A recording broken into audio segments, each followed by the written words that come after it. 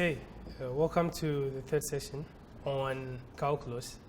Today we'll look at integration, the other side of calculus. Well, so just like a little recap, differentiation, under differentiation we saw how to find the slope of a curve and all that.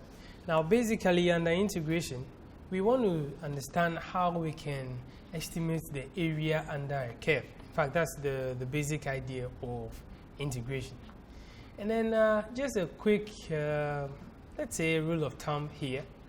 For integration, unlike differentiation that we had rules and we were able to apply them as and when, differentiation doesn't necessarily have rules, but it has some basic, would I call them basic principles that we will adopt, and we would see them over and over again. Now for integration, the first thing you should look out for is something we call a plus c. Well, we'll look at two types of integration, which we'll call the definite integrals and then the indefinite integrals. When we see them, you understand what I just said. So, well, let's try and understand these statements I have here, and we'll kickstart the lesson in full. Now, have at the back of your mind that integration is like the exact opposite of differentiation. What you did doing differentiation, we will kind of undo them under integration. It's like for differentiation, we break down a pile of stuff. For integration, we put them together to have that same pile. So it's like for integration, you kind of have the answer. So what you're looking for here is what was actually differentiated to arrive at whatever the function you have now. Now, so this sign here is what we call the integral, and that is the sign for differentiation, for integration, forgive me. Now, this is how we write the function, or this is how it looks like. Say f of x dx, and so normally this is how we would have some basic stuff. Now, like I was saying, for integration, under indefinite integrals, which is the first session we'll look at, whatever you have as your final answer, we have what we call a plus c, or you add plus c, and the c there represents a constant. Now the idea here is that I said before that for integration, what we are actually doing is undoing what differentiation actually did, or what some method or principle in differentiation did. And so, for instance, if you have a function, say 2x, as this, what we actually differentiated to come or to arrive at 2x was x squared. Now, so if I have this function 2x, what I'm supposed to do is to take the antiderivative of this function and bring it back to this form, right? So that's the basic idea of integration. But let's just take a basic example here. Now, supposing I have a function, say, x squared. If I differentiate x squared, I will get 2x. Let's take another function, say, x squared plus 5. If I also differentiated that function, I'll also get 2x. If I also have, let's say, x squared minus 6, I'll also differentiate it and I'll get the same 2x. Now, so supposing I have a certain function where I am supposed to integrate 2x, how do I know that either it is just x squared or x squared plus 5, or say x squared minus 6? And so we add a certain constant or a certain part, which we say we add the plus c, and this one only works for indefinite integrals. When we get to the other side, which is for the definite integrals, we will see them and you will understand. Now, I am trying to teach this as non-mathematical as possible so that this concept is appreciated by all, because most of the time, well, it's not the type of mathematical concept that lots of us would really fall in love with, especially those who do not really have good math background. But just for that one. So, well, we'll look at some elementary integration formulas. Well, these are not rules. They are just formats in which we try to rewrite whatever expression or function you are given to integrate, so that it makes it easier for you to integrate. Because there are certain functions that will come in more complex shapes, and may be very difficult to deal with. But if you are just able to kind of manipulate them and rewrite them to look like some of these functions, so to look like something in these forms, it would be very easy for you to deal with. And so we'll go through these formulas, or these what's it called, integrating formulas one by one, and see how we would offer. Okay, so under integration, if you have a certain function that has a constant attached to it, well, the only thing we do here is, well, you can just easily just integrate the function and add what we have as the plus c.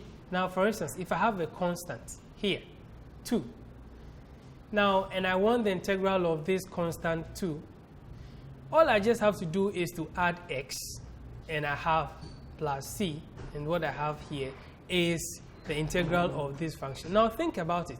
I said what we did during differentiation, we undo it under integration. And so, for instance, if I had a function, say 2x, and I differentiated 2x, I'll end up having 2, right? Because I got away with the x. Now, if I'm supposed to integrate 2, it means I'm just supposed to take 2 back to its original form, or this function back to its original form. And so this is the function that was differentiated to have this 2. And so when I integrate this, I get this same 2. And so when you just have whatever the constant is, when you're just supposed to integrate, you just add that variable with the variable with respect to which you are supposed to do the integration. You just add it to it and you add your plus c. Well, it's just a basic formula. Now, this plus c here just makes up for any possible constant that may have been lost in the course of the differentiation process. Well, like we said, under differentiation, if you differentiate a constant, it goes away. Now, supposing this expression was, let's say, 2x plus 3, and I probably differentiated it and I had 2. Well, the 2, that 3 that got away would not appear here. And so this c will represent any constant. Now, you can also find this c, but if you are given enough information, then you can calculate c. I'm sure when we move ahead, we'll see certain examples as that, and then you'll see how we can also get that one.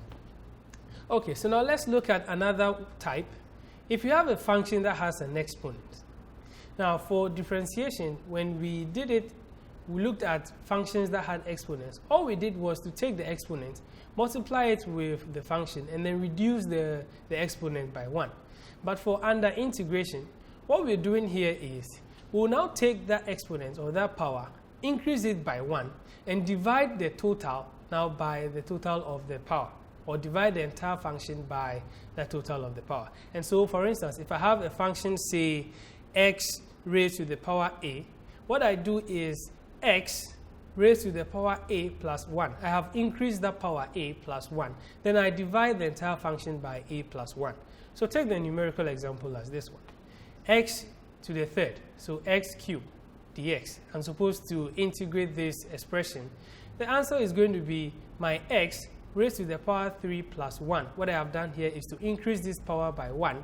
And then 3 plus 1, then I divide by the total, which is 4. So the final answer here is x to the 4th divided by 4 and plus what? C, because this is an indefinite integral. Okay, now let me put a little caveat here. Normally, if you have this expression, will work out for functions that will have any form of power except those that will have a power of minus 1. Think about it. If I had, let's say, x raised to the power negative 1, you notice that once I use this approach, I'll kill the whole function. Now look at it. I'm going to have x raised to the power minus 1 plus 1. Now that will now raise it to a power of what? 0. Because negative 1 plus 1 will be 0. Now divide the entire function by 0. What have I done? That would not be, it cannot be defined. It's undefined in mathematics. And so this one works out for all instances or all functions that have powers other than minus 1. So any exponent is okay, but minus 1, you can use this approach. Otherwise, if you had a function that had a power of negative 1, we can rewrite it in this form, more like the case of its natural log, or you take the natural log of it, and then you can easily work with it. And so, for instance, if I have x raised to the power minus 1 and dx, I'm supposed to integrate this function. I'll write it as 1 over x dx, which is going to be ln x plus c, or the natural log of x plus c. Then, in that case, you avoid doing this expression where you end up having an undefined expression. Okay. Now, let's come to this expression, e to the power x dx. You remember this similar function under differentiation, where we said a function as this, if you differentiate it, you're going to get the same thing. And so the same rule also applies here. You see, because we said under integration, we are undoing what we did during differentiation. So here, if under differentiation, e to the power x will give you the same expression. Then under integration as well, it will give us the same expression as well. But the new thing here is we add plus c. Maybe this function carried some constant somewhere that we didn't know of and got lost in the process of differentiation. And so this c would actually make up for it. In fact, if there was no constant, then the c would be 0, and it doesn't change anything. Okay, so now let's look at another function here. Supposing I have a function that looks like, or take this form, where I have a constant before the function itself, and I'm supposed to integrate it. Integration makes life so easy for you, such that you don't have to worry about the constant. Just pick the constant, put it outside of the integral, and then deal with the function. And when you are done, just bring back the constant, and you're done. So take an example as 2x squared dx. Now, if I want to integrate this function, all I do is I take the 2, which is a constant, put it outside the integral. So 2, I bring my integral sign. All I have left here is the function, which is x squared dx. And I go ahead and integrate this one. I'll increase the power by 1 and divide by the total of the power. And so here I have 2x cubed divided by 3, then plus c. So we're going to use these functions over and over again, and you see how fun this is. Now, how about if you have two different functions being joined together by some operation, either plus or minus, right? So let's say f of x plus or minus. When I mean plus or minus, it means it could be f of x plus g of x, or it could also be f of x minus g of x dx.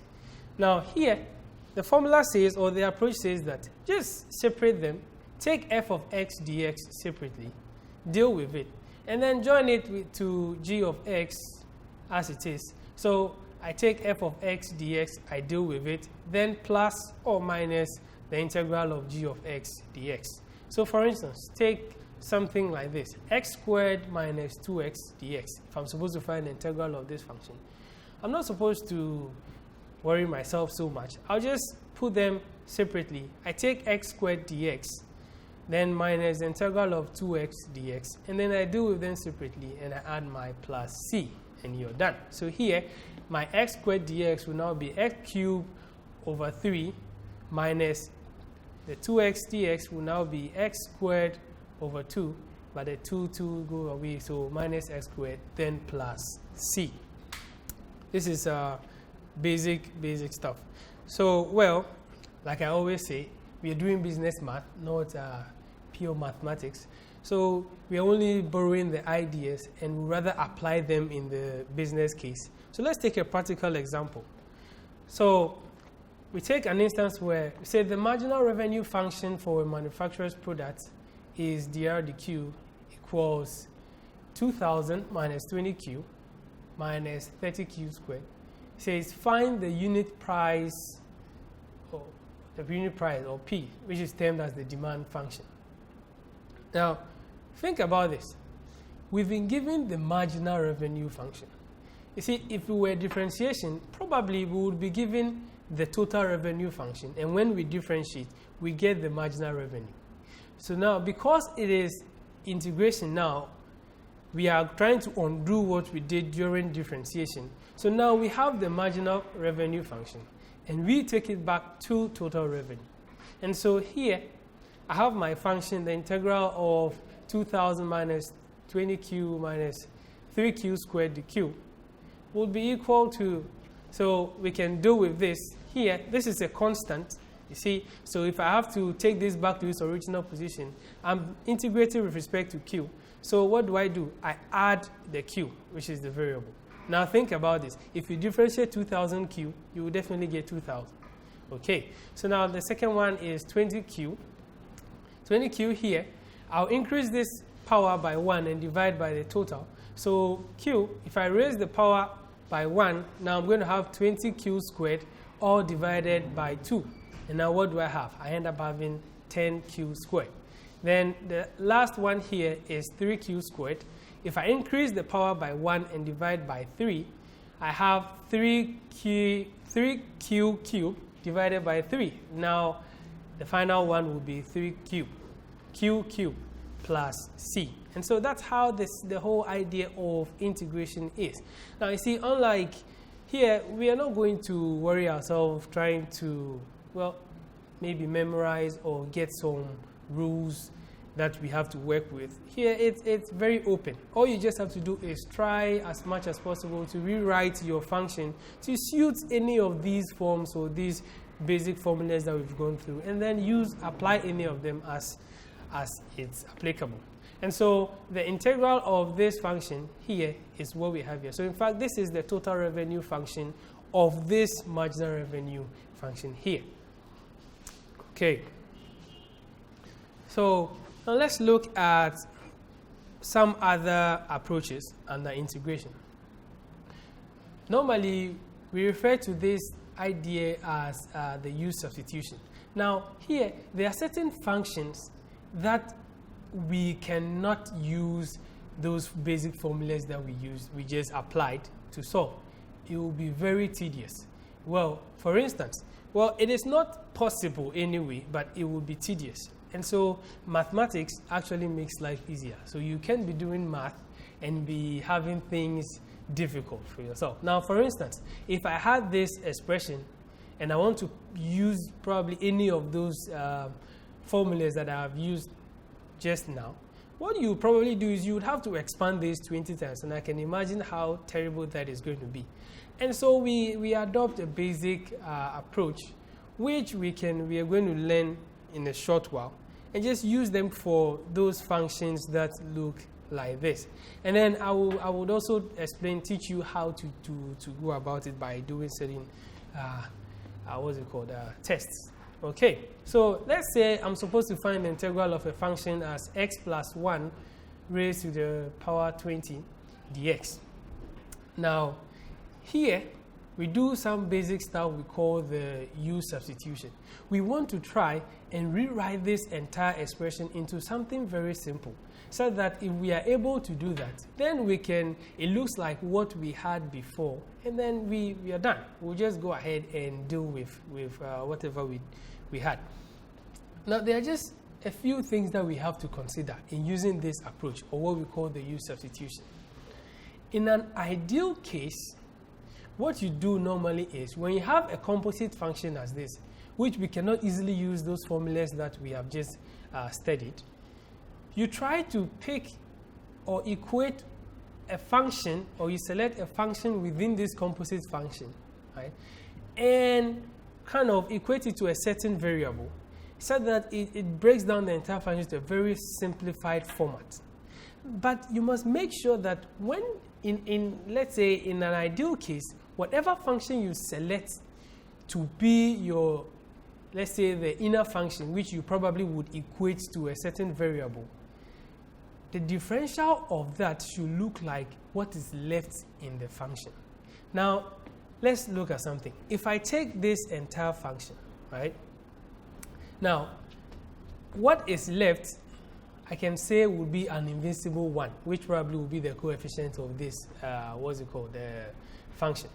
Now, look at this. If I differentiated x plus 1, what would I get? I'll get 1. So in an ideal life situation, or in an ideal situation where you have a very cool mathematical expression or function, when you select one function to be your u, the differential of that function, of your u function, should be the same as what is left in, or what is remaining in the function. But we'll take a more, let's say, a bigger or a more complex function, and we'll see this. So here, what I do is, as I take this function, normally your u is almost always either the longer function in the expression, or probably, let's say, let's take for a second. Let me give you a piece of idea of how a function should look for you to select it to be your inner function or your u. Okay, all right, so if you have functions, what I'm going to write here, let them be a simple guide for you. Whenever you have a very composite function and you're supposed to integrate, which you must definitely use the U-substitution approach, you would be comfortable, or you will comfortably select what should be your u. If you have a certain function that looks like this power could be anything, or you have some functions that look like this, or you have something that looks like this, or you have something that looks like this, or probably you have something in a radical and again like this. Normally, those functions that you find in these brackets, or these situations, should be those that you should select to be your u value, right? And so once you kind of take these ones that you find in here, beneath these ones to be your u value, then you can easily just do your substitution, and then you can just work on your integration approach. So let's understand what we were doing, and then you will see it. Okay, so back to our question. Now, look at this function. We have x plus 1 in the bracket raised to the power 20. Now, automatically, if you take your mind back to what I just showed you, or the clues I just gave you, this function here, my x plus 1, would be what I refer to as my u, or would be what I will select as my u. Now, it says a U-substitution approach. Well, I don't know why we use u, but by convention, it has always been the case. So I represent this function here by u.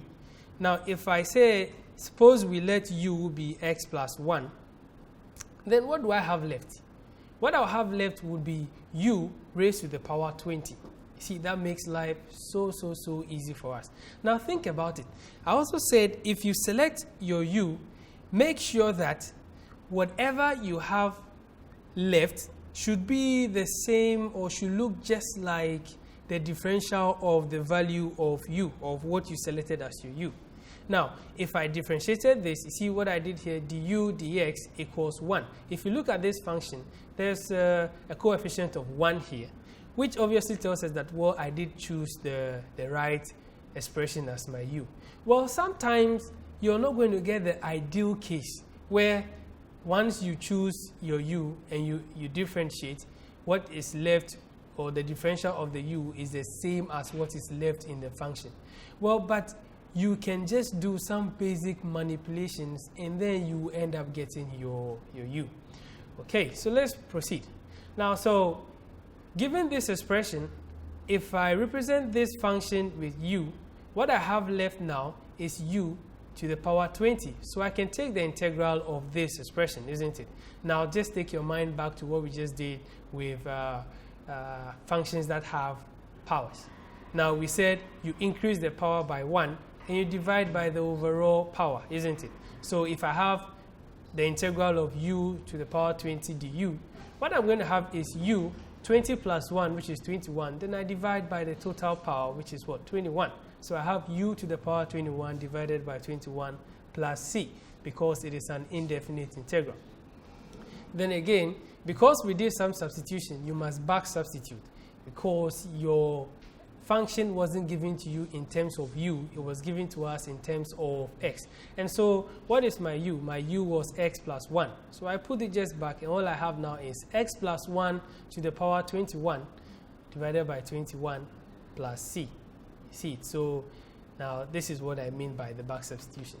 Okay, so how about this one? We can try this, isn't it?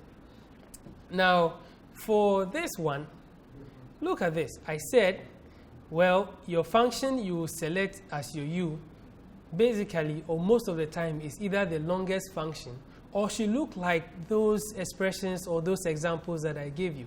Now compare these two. None of these look like those examples I gave you, but you can see that one seems longer than the other. And so potentially, the denominator, which is x to the power 4 plus 3x squared plus 7, is a potential candidate for my u. Now, if I represent this with u, I would find the differential of this function to be sure whether the differential will look like what is remaining in the function. Now, what is left in the function is 2x cubed plus 3x.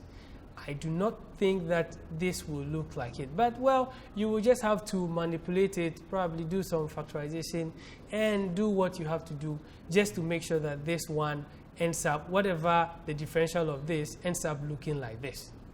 So here, well, just try it. Pick this one and differentiate it. Make sure that it looks just like this. And once you put it into it, what you're going to have is it's going to look exactly like this. And you have a function that looks like 1 over u. And once you have 1 over u, we said from what we did is 1 over u will just be the natural log of u plus c. And you're done. You just back substitute and all this. Well, okay. So now let's look at more other functions as this. So take the integral of e raised to the power x squared times 2x dx. Now, I think this is familiar. We said before that, see here, if you differentiate this, you will get the same thing. And so if you integrate, you're going to get the same thing.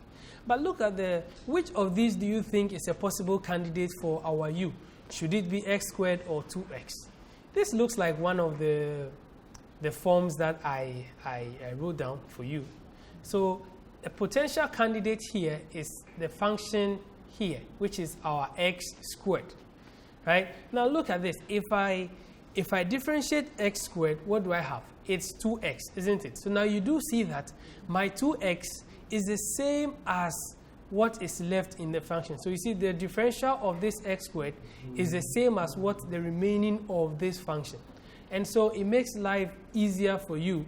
So say that if my u equals x squared, then du would be what? 2x, right? So you see I have du equals 2x dx. So this is the same, this expression here is the same as what I've written here. Du dx equals 2x is the same as du equals 2x. This is saying that, well, we have differentiated with respect to what? X. Okay, so here, you do notice that now I can rewrite the entire function here. If this x squared is now be represented with u, then this e to the power x squared now can be rewritten as e to the power u. And then my du is the same as what is left in the function or the remainder of the function. And so I can write eu du. So if I have to integrate this function, then what I end up having is eu e to the power u plus c. You do remember we said this function, if you integrate it, it will be the same. If you differentiate it, it will be the same. And so e to the power u plus c becomes the integral or the final answer. But our answer wasn't given to us in u, so we back substitute. What is u? Our u, we equated it to x squared. And so what we now have here is e to the power x squared plus c. That gives us our function. Okay, so now let's look at one other one. Let's see the final one. I have a function, this more composed function. Look, it's kind of barbaric, but well, I think we'll manage it. It's not difficult at all. Okay, so look at, it says find the integral of x squared plus 1 times e raised to the power x cubed plus 3x dx. Again, the idea is to use the U-substitution approach. And so what do? Let's first look out for which of these functions qualifies to be our u. And so x squared plus 1, I don't think it qualifies. Look at this. It looks just like what we just did, isn't it? If I said e to some function to the power something. And so this function here, x cubed plus 3x, is the best candidate for our u. But let's see whether indeed it is the best candidate. Now, if I select this one as my u, I'll take its differential and see whether the differential will be the same as the remainder of the function, of the original function. Now, if I differentiate x squared plus 3x, what we have is 3x squared plus 3. Now, 3x squared plus 3 doesn't look like x squared plus 1 for me, isn't it? Well, but that's the beauty of integration. We can just manipulate this and get it to look like this. Now, I can rewrite this, probably factor out the 3's, and then rewrite it to look like this. And so if I take out the 3's, more like factor out, 3 is common to this expression and also common here. What I'll have is 3 into bracket x squared plus 1, isn't it? Dx. So my du equals 3x, 3 into bracket x squared plus 1 dx. Well, we are coming up gradually, we are making nice progress. But you do see that this here is still not the same as what is here. So what do? We try as much as possible to make sure that what our du is looks exactly the same as the remainder of the original function. And so here, the only thing making that impossible is this 3. So let's divide both sides by 3 so that we get rid of the 3, and then this portion of the expression will look just like this one.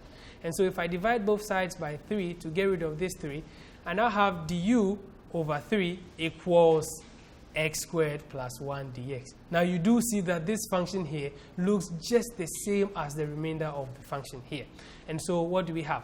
We have, I think this is a confirmation that the choice of our u was actually the best choice. Okay, so now let's continue. Now let's deal with this expression.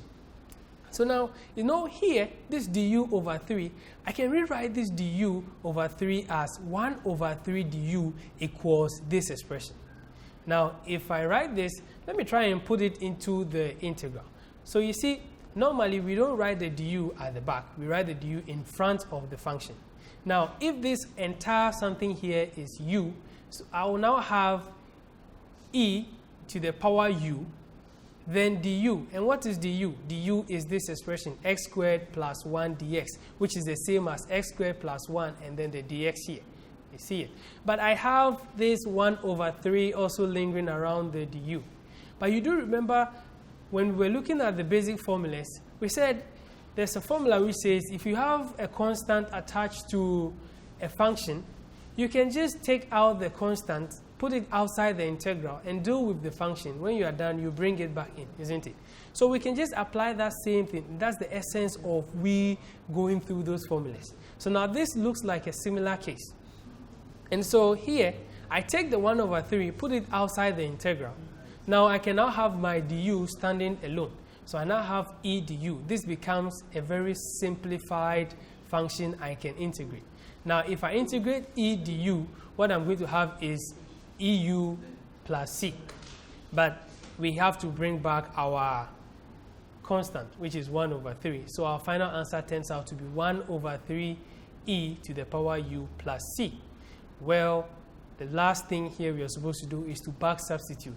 We're not given the function in u, but it was with respect to x. And so we go back and take the value of u, which is x squared plus 3x, and replace u with that expression. So 1 over 3 times e to the power x cubed plus 3x plus c becomes our final answer. I hope this is very clear. Okay, so that I would say this concept draws the curtains on indefinite integrals. So let's look at the other side of the coin, which is the definite integrals. The only difference here is that this time around, we are no longer going to have an expression that has a plus c. Now, the c would go away, and we understand how the plus c goes away. Now, okay, so let's see, definite integrals. Now, supposing we have a specific interval under a curve, or a specific interval or an area under a curve that we are interested in. So for instance, consider the diagram here. I have a curve here, and I am interested in estimating the area of this shaded region, which I label the interval a and b. Now, I am definite. I know the exact interval I am interested in. And so this will call what? A definite interval. Now, I want to find or estimate the integral of this. So when I integrate and I find my final answer of the integral, what I do is I evaluate the values of this interval by finding the difference between the bigger side and then what? The smaller side. And so, for instance, this is how we try to express it mathematically. Supposing that I was supposed to find the integral of a function f of x dx between the distance BA, here, this definite integral a and b. Now, when I find the integral, which is going to be f of x plus c, I'll take f of b and find the difference between f of b and f of a. So you see, the idea here is if there is a plus c here, there will be a minus c here. And so negative and positive cancels out, and so the c's go away. Let's take a practical example and see how this works out. Okay, so I am interested in integrating this function between this interval 2 and 1. Now, x squared plus 2 dx. Now, if I integrate this function here, well, you see, when we looked at the formulas, we said you could take this one, integrate it, and then take this also and integrate and just join them with whatever expression you have. And so here, if I integrate this, what do I have? I increase the power by 1 and divide by the total power. And so what do I have here? This one becomes x to the power 2 over 2, isn't it? So what I have is x squared over 2, which I rewrite as 1 over 2 x squared. Then plus, this is a constant 2. If I want to integrate this, all I have to do is add the variable, which is what? X. So now I have 2x. So this is the integral. 1 over 2x squared plus 2x or plus c. But because this is a definite integral, I would want to evaluate this over the interval I am interested in. So what do? All we do is we take this function and then we substitute the values in them, the interval. So this is the bigger value, this is the smaller one. So it is always the the bigger one minus the smaller one. So this is b, this is a. So here it is f of b minus f of a. And so f of 2 would be, I take this function 1 over 2. Wherever I see x, I replace it with 2. Then plus what? This is 2x, isn't it? So I have my 0.5, which is 1 over 2 times what? 2 squared plus 2, which is this expression, 2 times the 2. So wherever you see x, put in the 2. Then minus, I do the same thing. This time around, I'll substitute what? 1. Now what I'm doing is I'm trying to evaluate, I'm trying to estimate the area of that interval. And so I do this, I do that, I find the difference, and what we have here is 3.5.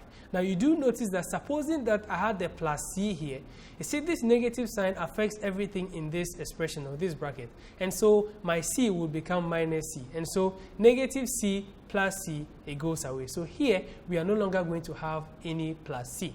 That's why for definite integrals, the c goes away. But for indefinite integrals, we will have the plus c.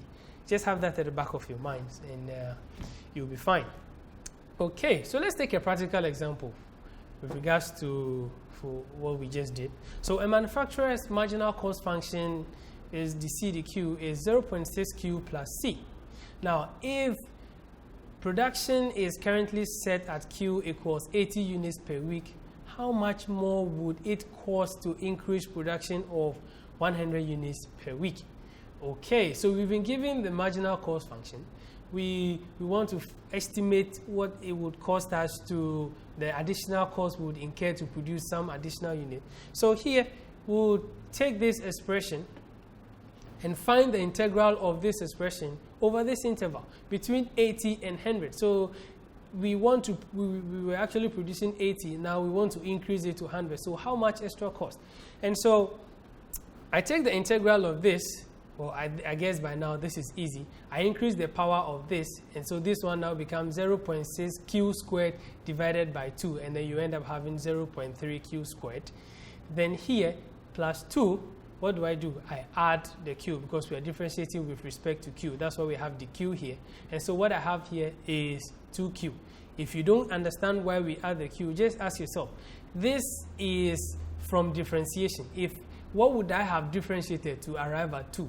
Definitely with respect to q, supposing. So if I had 2q and I differentiated it, I'll end up having 2. And so if I want to go back to the original function, I just add the q, so that I have this. Then I add my plus c. Good. So now I'll end up evaluating this. So now between 80 and 100, and I said, if you're doing the evaluation, you're finding the differences between the 2 points. It is always the bigger one first, then minus the smaller one. And so I take 0.3, wherever I see q, I replace it with 100. So 100 squared plus this value, which is 2 times 100, minus now 0.3. Now I am doing it for the other side, so I now use 80, which is 80 squared plus 2 times 80. Find the final value here, find the final value here, and find the difference. The difference here is 1,120. And so the manufacturer would need an additional cost of 1,120 to increase quantity from 80 units to 100 units. I hope you enjoyed this session. We'll end it here and see you soon in the next session. Thank you.